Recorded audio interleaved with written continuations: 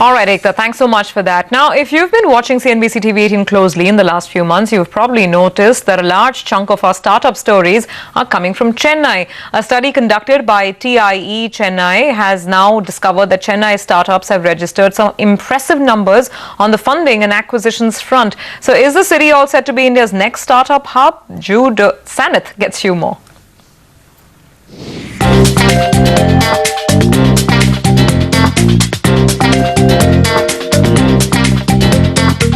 An Uber for trucks, apps for unused tickets, and stock photo websites with a difference.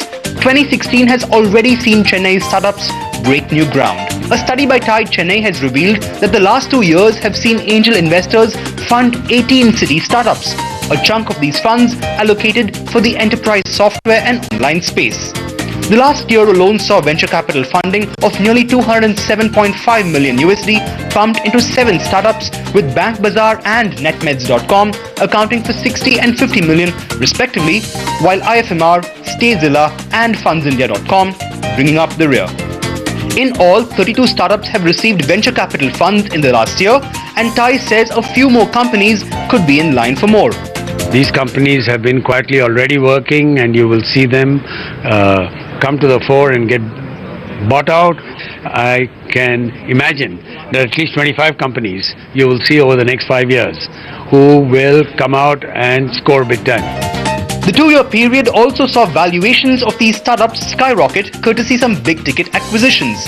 These include jewelry e-commerce portal CarrotLane.com selling out to Titan for 357 crore rupees in May, and Ola Cab's buyout of location services platform Geotag for an estimated 150 crore rupees late last year.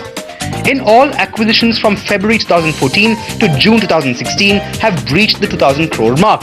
These numbers, TiE says, could mean that Chennai has emerged as a credible startup destination. The way the position is measured is in terms of absolute numbers of startups that have been started here, one. And because there are a greater number of startups, the amount of funding that has been committed to these startups. So on both these parameters, Bangalore will stand number 1, NCR will stand number 2, and Chennai follows the third category. With nearly 50 startups scoring big on funding and a few others seeing their valuations skyrocket, Chennai, it seems, is on the fast track to becoming a startup hub in its own right. What's more, with India's startup capital Bengaluru hitting a saturation point, any spillover into Chennai is good news for the startup ecosystem on the whole. In Chennai, this is Jude Saneth.